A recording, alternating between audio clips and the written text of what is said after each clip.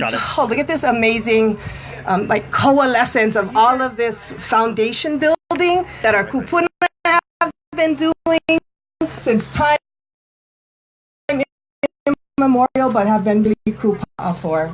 So first, that's my just mahalo for all of that, for all of the knowledge that our kupuna have left us in the newspapers, and then all of these kupuna here, the hulu kupuna, and all of those practices that have continued to flow down. There never was an end to it. There was just, it got slowed down to a trickle, but our kupuna have always maintained it, especially these people here in this room, in this tent. And we are all lucky to be the beneficiaries of that as the pula pula that came after. So I'm just going to talk a little bit about my research. I spoke about it yesterday. The days are all blurring together, maybe a little more. A little better, yeah. And what I spent a lot of time doing research into is Mele that were published following the overthrow of the Hawaiian Kingdom back in 1893. And like I said, I really wanted to understand the perspectives of our kupuna about our history within our language. And I knew that it was there. And I just found through other research and those kinds of things, started to see all of these mele. And we know some of them. What's the most famous mele of that time that we still sing today? Anybody know? Kaulana Nā Pua, mahalo. So Kaulana Nā Pua was published, right, was composed on February 10th, 1893, just 2 short weeks following the overthrow. And the context of that has to do with the fact that following the overthrow, all employees of the kingdom, so if you had a job under the kingdom, you were required to sign an oath of allegiance to the new government. And that proclamation was made just days after the overthrow. And it was published about a week after the overthrow in the newspapers. And the employees, the workers had 20 days to sign it. So the band, so this affects the Royal Hawaiian Band, the Pu'uhuluhulu Hawaii. And they were actually called the,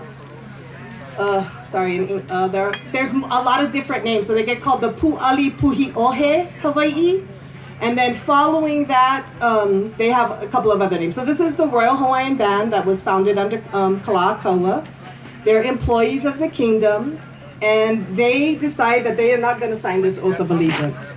So the oath of allegiance required them to promise that they would follow the laws of the new government and that they would not reinstate the queen or try to reinstate the kingdom.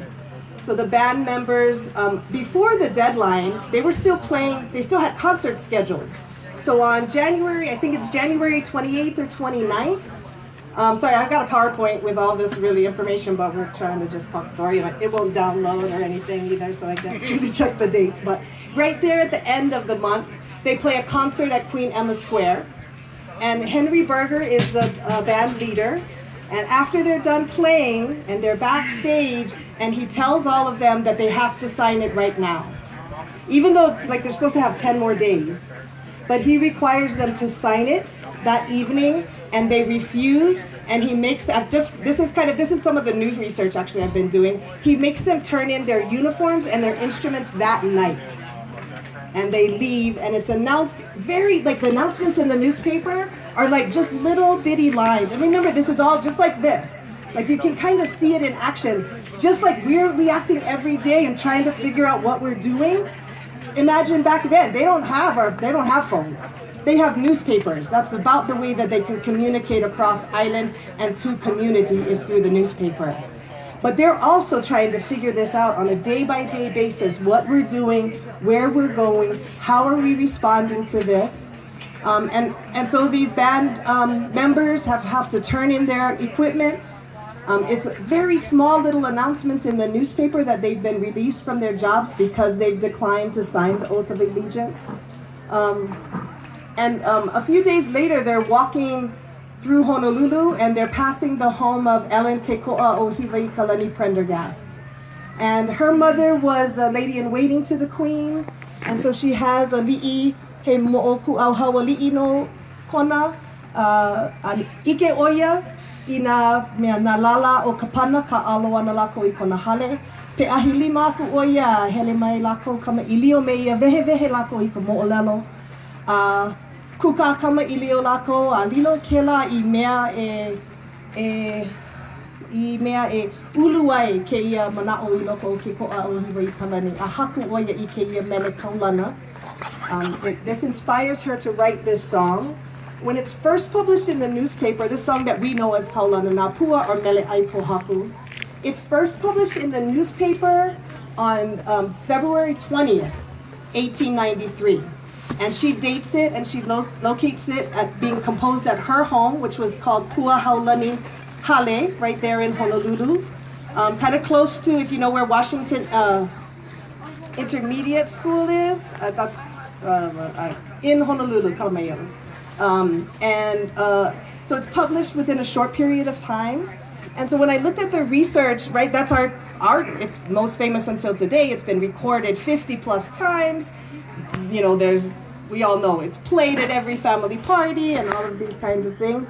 What I think is amazing is that it was the most popular mele of that time as well. And so it ends up it's the most published mele that I have found. And just to kind of give you some quantitative analysis, I have collected in this 5-year period between 1893 and 1898, a total of 326, I think I have now, distinct mele, meaning that their lyrics are distinct. A lot of them get published multiple times, and when they're published in different newspapers, sometimes they show up with different names. And I don't understand the history of that. I'm not sure whether it's the composer giving them different names or if they're showing up without a name and it's the newspaper giving them the names. So even this song that we know as Kaulana Napua is first published as He Ohu no na keiki o kapana la hui, and then He Lei no na keiki o kapana la hui. Okay? And then when it gets published within the Buke Mele la hui that comes out in 1895, that's where it gets the name Mele ai Pohaku as a secondary name, ai Pohaku. And so then that's a name that we see carried through. The song gets published a total of 14 times within that 1893 to 1895 period. And there are some days just in March and through May of 1893. Within March of 1893, it's published every day for about a week. And there's a paragraph underneath it that says something to the effect of this. Mamuli o ka ke noi nui ana o ka lehu lehu no ke mele, eia no mako ke pa'i ho nei I ke mele. So there's a paragraph at the bottom of it when it's published repeatedly that says, because of the many requests that we've gotten from the community, we're gonna publish this mele again. And this is the most correct version from the woman who composed it. So, but unfortunately, like 3 of those are missing a whole verse. And so then they don't ever do that, but then so it gets published for about a week. And other times it's published as well. Remember, they're still dropping letters individually into the newspaper to publish these papers, right? It's letter by letter by letter by letter. They have machines to do it by now. They're not doing it by hand by 1893, but it's still not like, there's not a typing thing that's just making it all happen, and you can rearrange it. And like if you get the whole page and you're missing a paragraph, do you know what it would have to do to get it back in there? Like the whole thing has to be done. Anyways. What we do know is that this mele was well loved from then until now. We know that that's not the only song mele that Kekoa o Hawaii Kalani composed and published. She did quite a few mele. Let's see, what else can I share about these mele? Like I said, there's 324 distinct mele, and I have a database with the first lines of the lyrics. Because of the name differences, right? So when I collectively count all the publications of those mele, it's over 500 songs, 500 publications of these mele in this 5-year period when people were saying, historians were writing in the 1970s and the 1980s and through now, that Hawaiians didn't do anything. Hawaiians didn't care, and Hawaiians didn't respond to these events, right? And that's so important to us here today because if we weren't here, that's exactly what they would be saying. They still try to say, it's just a few of them. Even though we have thousands of people here every day, how many thousands throughout the world, right? Throughout the Pai'aina, they're still gonna try to diminish our response, no matter what. That's their colonial game, right? That's how they wanna play their game. And our game is to be ourselves and and to show them that we do have response, we do have mana'o, and we're more than happy to share that with you. You just have to listen and look and be willing to take in the information that we want to share. Mekai? Hi. Questions? I talk fast sometimes and jump around. I would love this to be more of a conversation. Anybody? Want to know more about any of those parts? We can talk about the band some more. No. Yeah, come on, yeah. MC Mauna doesn't want the microphone.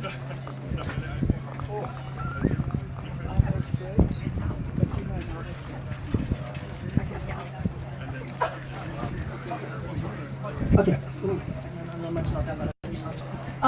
Kalani's asking about different versions of the Mele that are out there. What you do see, oh, sorry. Okay, so now I want to answer him. Actually, I wanted to clarify what you mean by that. Like, for Kalananapua. Do you have a specific reference what you're talking about? Okay. We do see some different words. I think there's some really cool things in there. So what you will see when I say distinct Mele, sometimes within different publications you'll see one different word. And if you're a composer, you know that sometimes the next time you look at it, like, oh, I'm going to tweak this a little bit and change it. I'm not sure if that's what's happening. It's all probably, I don't know what the process was by which these were submitted to the newspapers. There was no email. I don't know if she mailed it. There was a postal service, or she hand carried it to the newspaper. Does that mean she's handwriting it and then having to do that multiple times? If she's giving it to multiple publications? It's me making this up because we don't have a documentation for how this happened and how this worked, how they got it to the newspaper. What I think is amazing is that, here, I'll just a little tangent just to show you how quickly our kupuna moved. The overthrow happened on January 17th, 1893. The first Mele is published on January 20th, 1893, 3 days later. So Tuesday is the 17th, 18th, 19th, 20th is the Friday. So Friday, within 3 days. We can't get anything into the newspaper in 3 days today, right? So within 3 days, a Mele is published, taken over there, laid out in their layout, and published. And it's a pule, it's called Kapule no Kalahui.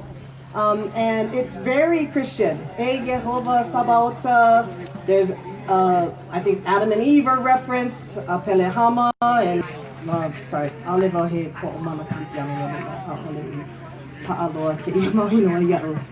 but it's a very Christian pule, but it's done in a style that's called an acrostic, where the first letter, when you read it from top to bottom, spells out something. So there's reading sideways, it's a very Christian pule. Reading from top to bottom, it says, Eo lamau kamo'i lili'uo kalani, in the first paragraph, this first pauku, and the second pauku says, E maukea o ka'ainui kapono. So cool, right? So cool. So, I mean, that takes work. I mean, you have to figure that out, lay it out, make it all line up. It's a beautiful Mele. So that's that many lines to have those many first letters. And so they were prolific in this, right? And then hundreds more Mele come. Sometimes there's multiple Mele in one day. Sometimes newspapers will have one Mele published in every issue. I think what the Mele do is they can be an under the radar kind of a way, because there is a point in time where censorship becomes an issue, right? Because the provisional government and then the republic start to want to repress the freedom of speech, right? There's a lot of history inside of that. So the Mele are a way for us to respond outside of those like kind of very political, right? To the foreigners, these are just songs, right? They can just sing their happy little songs. But to us, we know that there's more going on than just a song. So it allows us to be covert. I think the other thing that Mele do that are amazing, I still haven't answered Kalani's question, I'm going to get right there in a second. The other thing that these Mele do is that we don't just have the information, the facts of what happened, the who, the what, the when, and the where, but we also have how they felt about it. We have the emotion of it, and we also have their hopes and dreams of what they want to happen, right? Not just a recording of what did happen. So I think the Mele are also amazing about that. So back to the question, we do see some slight differences within this mele, that especially from what we hear today. One of those is in that line, ua lava mako I kapohaku. And sometimes it shows up as uaola mako I kapohaku. Even back then, there's one, I think there's one where it says uaola rather than lava. And then sometimes today we hear that ola get used as well. And I've given talks before about this idea of lava. He hakama na o lava. Hawaiian lava. Not this kind of lava, not English L-A-V-A lava. Lava. Just check the texture. Lava? Enough. My cat, enough. What's that in English?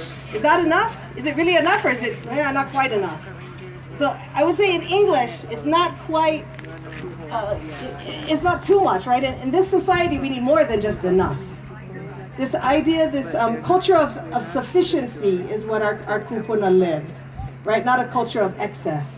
So to say, ua lava mako I kapohaku, we often translate that as we are satisfied, right? We are sufficient, we are fulfilled by. And so you do see some shifting in that word choice. There's a couple of just ahs and ohs and those kinds of thing changes that have to do a lot with timing, perhaps. The other place where we see a change in the lyrics that we hear today is in the last pauku. And originally it has a reference to aho'iho o lili'u ikanoho. I can't remember it, but something to that effect that they're going to hold out until the queen is returned to the throne. And that's gotten shifted to, sorry, I'm like blanking out on the lyrics. Ha'ina ia mai ana kapuana. Sorry. The line before that? No, that's the thing. Sorry, we're drawing a blank. Mako olili ulani aloha kupono o ka'aina. So ana kapuana no kapu. So that aloha ai kupono o ka'aina, in the original it says aho'iho olili'u ikanoho kalaunu.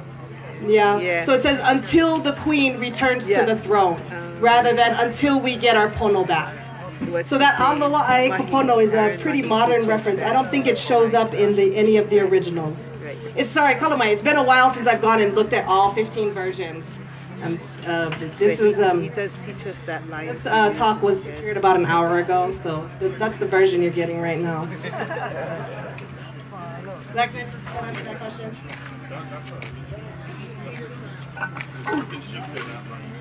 It is. I think that is an important shift, and it has to do with the fact that our queen isn't with us anymore, and so that's not going to happen. But the pono of our aina can be achieved if people will listen and look to us to help them with that. And if we can get away from this, this world in which lava is not lava, right? In which love feels like not quite enough because you need to have excess, right? So we're in a culture of excess, and we need to get back to a culture of sufficiency. Me too. I got too many wipes over there right now. I'm just trying to be real. Any other questions of this that you might want to hear more about?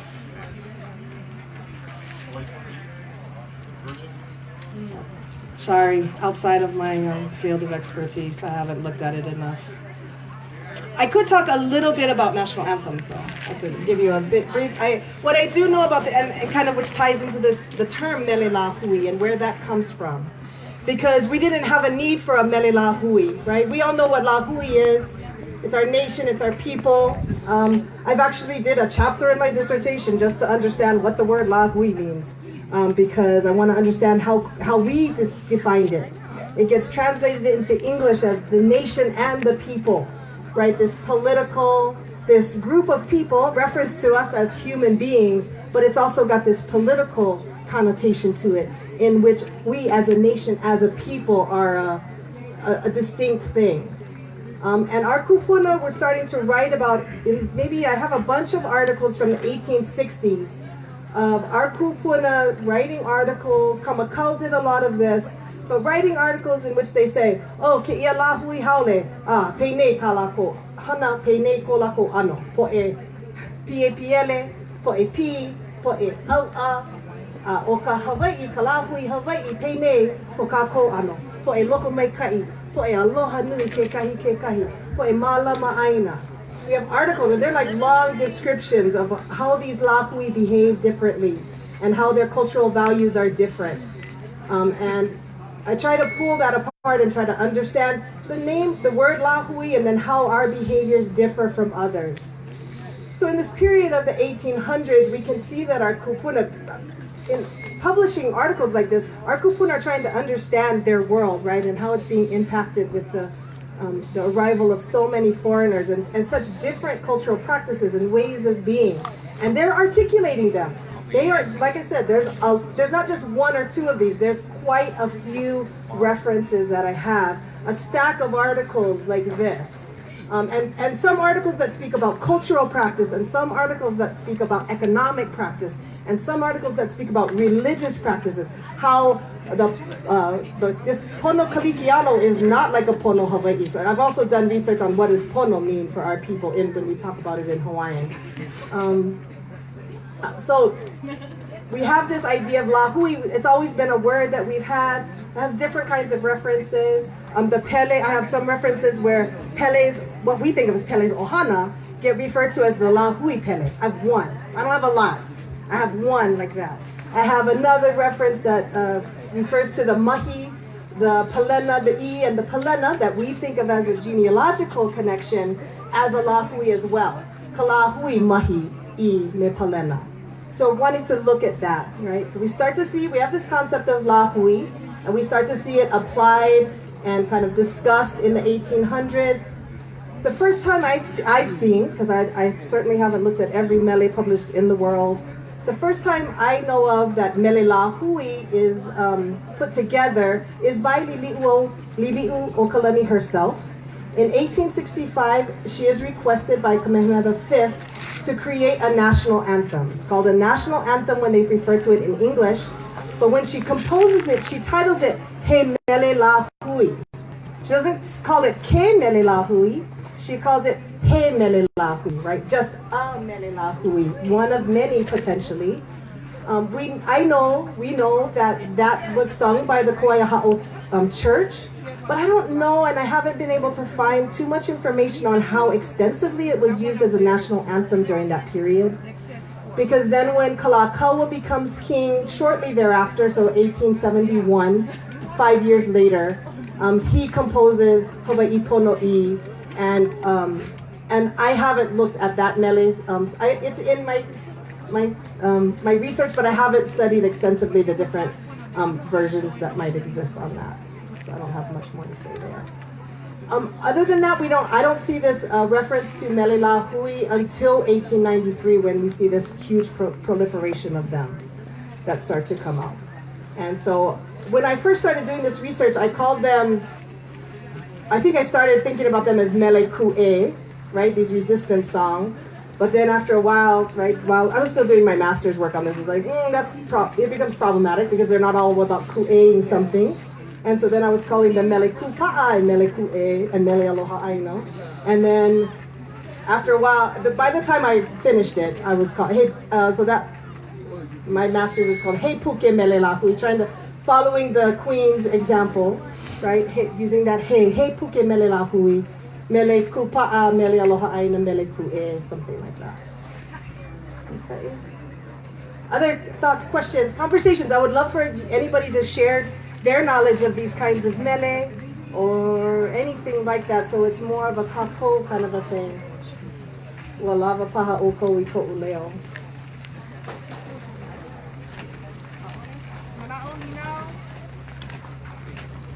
Walava? Walava mahalo.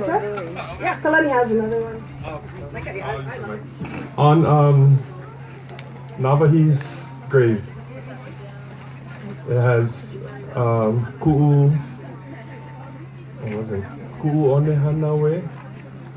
I believe that's what it says. When we looked into all the La Ku'oko'a celebrations, before the overthrow, or even after also. That song pops up a lot. Do you know about that, Mele? Oh, okay. Okay.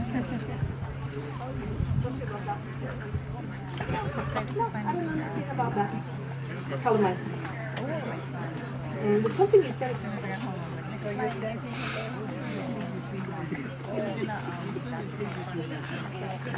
In Akufuna? Am I putting you all to sleep? No. No?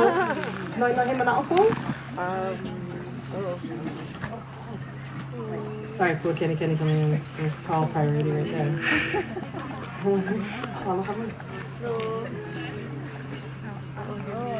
but mahalo nui. But you can sing it. Oh, that he mana o mai ka ikela. Yeah. E he meni pu kako? Hi. Hi. Oh, shit. Hiliki o ke ia. We have an ukulele. Oliver o Kamehameha like that. I sing in the key of Leilani. That's my disclaimer. I'll come sing. I chant in that same key. I'll come sing with you. Oh, one. I'll come sing with you and then we can kahea the verse. Okay, yeah. Yep. Get a mic.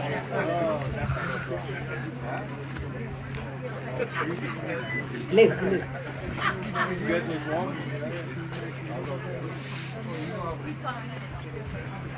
Okay, Lahui. Shall we sing this song? Yeah? Okay. And then, Leilani, Then I can talk about it too. can you kahea the words to each line? Yes, I can. So that everybody can hear. Let me try and access Mele over there. Everybody knows. In order, I can do it. Everyone knows the tune, I'm sure, but maybe some of the words are a little lost. So Shika has every line, and we'll sing it slowly, and then everybody sing along. You know? Nice. Okay. So our first line, Kaulana na pua o Hawaii. And sing along. Kaulana na pua o Hawaii. Kupa a maho pe o ka aina.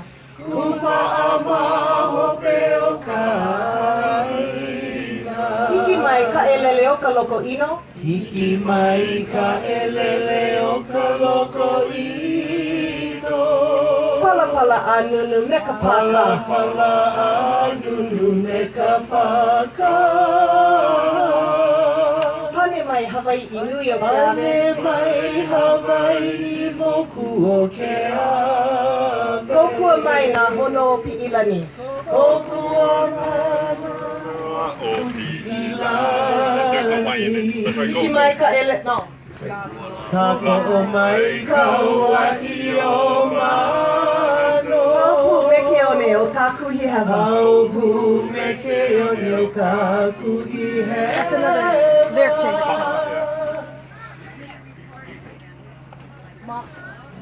Aole. Hau I ka puli mau. Ika puli.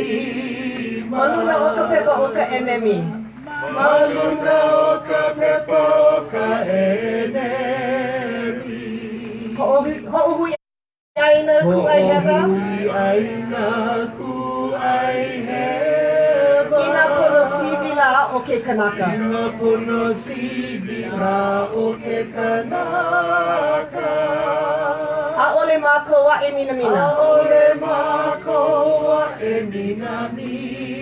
I ka pu'ukala o ke aupuni. I ka pu'ukala o ke aupuni. Ua lava mākou I ka pohaku. Ua lava mākou I ka pohaku.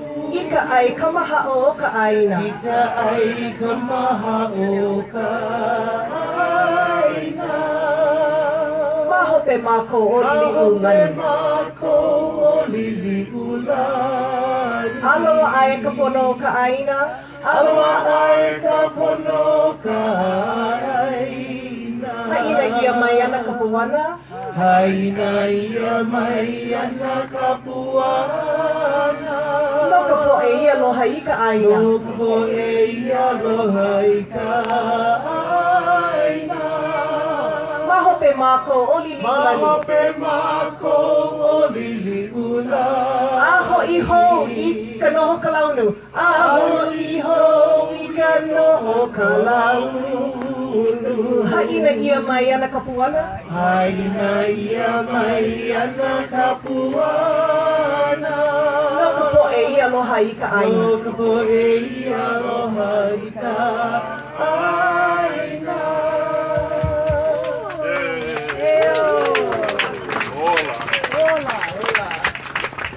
As you can see, those words are still so pertinent to us today. Right? Every island has responded. What I think is beautiful is that she calls out to every island. To their ali'i. But through that, she's calling to each of us, right? As descendants of those islands and of those ali'i. So it's something that just goes on and speaks to us through generations. The values haven't changed. They haven't.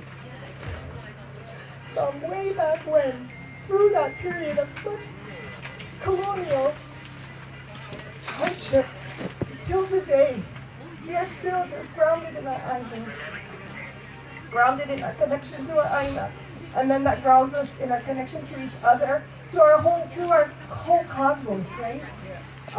It's not just the earth, right? It's the clouds and I know, I'm speaking to the clouds.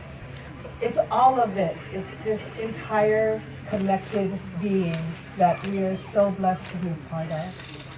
And blessed to have been able to, mina, kala poe, kupa'a ole, kili ole ka aina, mina. So we're so blessed, right, to, not for this hardship that we have, but at least within this hardship, we have each other. We have our Mele. We have our aina. Whatever they do, we still have it. It's still here. It still connects us.